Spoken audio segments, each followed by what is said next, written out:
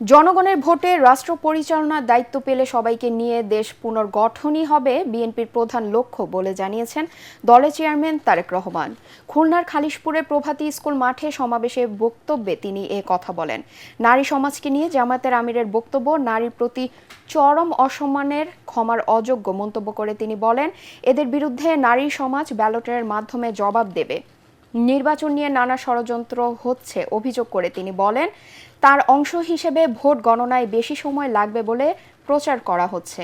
খুলনা থেকে বিস্তারিত জানাচ্ছেন কামরুজ্জামান রাজীব। মধ্য দুপুরে খুলনার জনস্রোতে তারেক রহমান। ছেড়ে যাব না, ভয় নয়, ছাড়ি নয়। নির্বাচনী সমাবেশের মঞ্চে উঠেই হাজারো জনতার ভালোবাসা আর অভিবাদনে সিক্ত হন ধানের শীষের কাণ্ডারি। দীর্ঘ ২২ বছর পর প্রিয় নেতাকে কাছে পেয়ে উচ্ছ্বাস আর উন্মাদনায় ফেটে পড়ে নেতাকর্মী আর সমর্থকরা।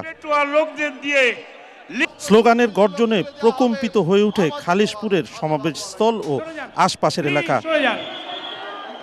খুলনা, সাতক্ষীরা ও বাগেরহাটের ধানের শীষের প্রার্থীদের বক্তব্যের পর বক্তব্য রাখতে গিয়ে তারেক রহমান অভিযোগ করেন, একটি রাজনৈতিক দলের শীর্ষ নেতা নির্বাচনের আগে নারীদের নিয়ে অসম্মানজনক কথা বলছে। তাতেই প্রমাণিত হয় তারা নারীদের আবদ্ধ করতে চায়। ৭১ সালে তারা যেভাবে নারীদের অপদস্থ করেছিল, নির্বাচনে জয়ী হলে তা আবারও করবে। আজ আমরা দেখছি একটি রাজনৈতিক দলের নেতা পরিষ্কারভাবে নারীদেরকে কিভাবে অসম্মানিত করেছে, তাদেরকে খারাপ ভাষায় অসম্মানিত করেছে। প্রিয় ভাই বোনেরা, আমাদের নবী করিম সাল্লাল্লাহু আলাইহি সাল্লাম, ওনার যে স্ত্রী ছিলেন বিবি খাদিজা, বিবি খাদিজাও একজন কর্মমুখী মহিলা। উনি ছিলেন একজন মহিলা ব্যবসায়ী। আজকে যেই দলটি, যাদের নেতা আজ বাংলাদেশের নারীদেরকে একটি খারাপ কিছুর সাথে তুলনা করেছে, তারা বলে তারা ইসলাম কায়েম করবে।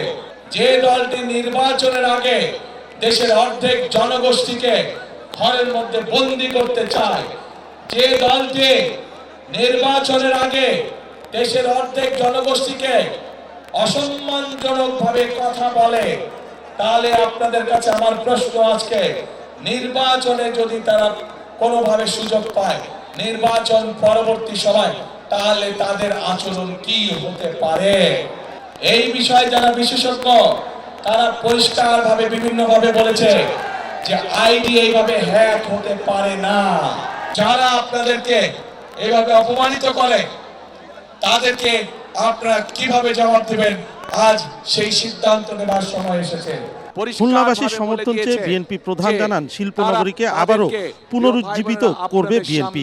ইনশাআল্লাহ বিএনপি আগামী 13 তারিখে সরকার গঠন করলে এই শিল্পনগরীকে আবার জীবিত শিল্পনগরীতে আমরা পরিণত করতে চাই,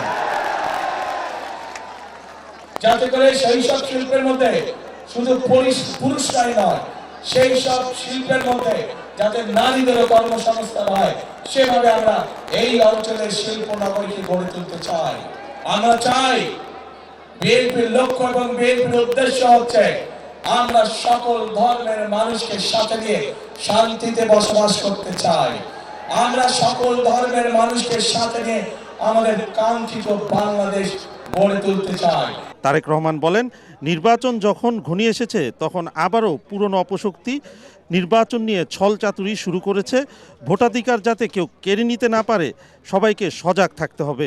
একটি মহল বলার চেষ্টা করছে এবার ভোট গণনাতে বলে অনেক সময় লাগবে। শুনেছেন এই কথা আপনারা? প্রিয় ভাই বোনেরা, ষড়যন্ত্র কিন্তু আবার শুরু করেছে। তিনি বলেন, একমাত্র বিএনপি পারবে দেশ পুনর্গঠন করতে, তাই দেশের অগ্রযাত্রা অব্যাহত রাখতে ধানের শীষকে বিজয়ী করতে হবে। বিগত সরকারের দুর্নীতি আর অব্যবস্থাপনার কারণে একসময়ের শিল্পনগরী খুলনা কর্মসংস্থানের অভাবে পরিণত হয়েছে মৃত নগরীতে। অবহেলিত এ জনপদের অতীত ঐতিহ্য ফিরিয়ে আনার পাশাপাশি নানা নাগরিক সমস্যা সমাধানে খুলনাবাসীর কাছে ধানের শীষে ভোট চাইলেন তারেক রহমান। বললেন, গণ অভ্যুত্থানের প্রত্যাশা পূরণে দৃঢ় প্রতিজ্ঞ বিএনপি, তাই কোনো অপপ্রচারে বিভ্রান্ত না হয়ে 12 তারিখের নির্বাচনে জনগণকেই সঠিক সিদ্ধান্ত নিতে হবে।